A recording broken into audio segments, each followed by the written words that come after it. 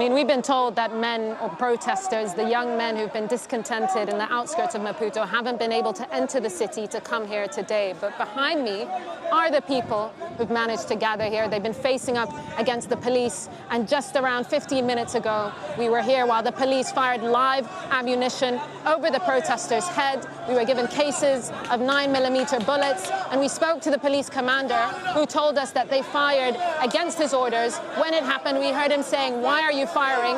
And it's important to note that dignitaries and the incoming president are literally down the road from here in Independence Square, and that's why people are here. They're gathered to reject the inauguration.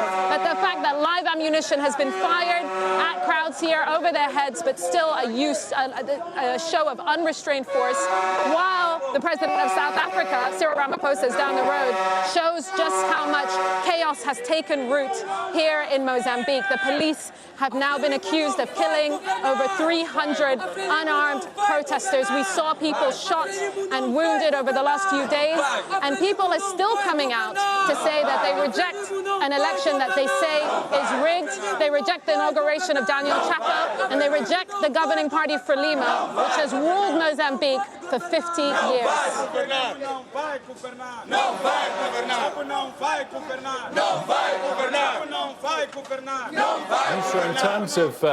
In terms of what we can expect in the days and weeks ahead, and that sort of formal handover. And women as well, showing a lot of resilience to make it into the heart of Maputo as the seat of power consolidates itself down the road. Now, Frelimo is the liberation era party of this country. They liberated Mozambique from centuries of Portuguese colonial rule. But a lot of the people here, as you can see, are quite young. They weren't alive when Frelimo fought for independence. They weren't alive when Frelimo gave them the rights that they now say are being taken away from them.